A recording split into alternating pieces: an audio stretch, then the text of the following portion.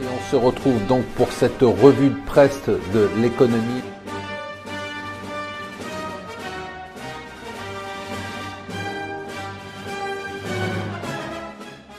Bonjour et bienvenue sur Mon Financier pour le Morning Zapping. Nous sommes le mardi 29 mai, bien évidemment, sujet principal, l'Italie.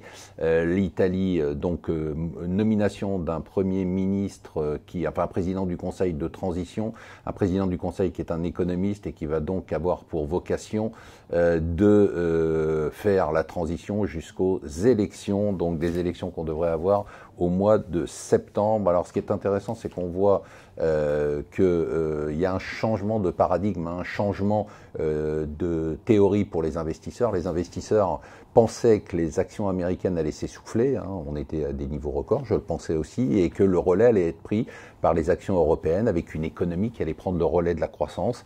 Et même chose du côté des pays émergents. Bon, on s'aperçoit que c'est pas du tout le cas. Non seulement les pays émergents sont sous pression, mais en plus on assiste à une crise en Europe, notamment avec l'Italie et avec l'Espagne.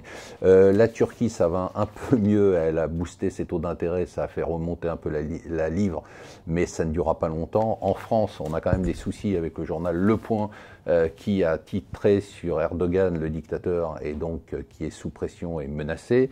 Le Figaro, bien évidemment, fait un numéro spécial à son propriétaire, Marcel Dassault, 93 ans. C'est vrai que c'est quand même un parcours spectaculaire. Son père était mort à 94 ans.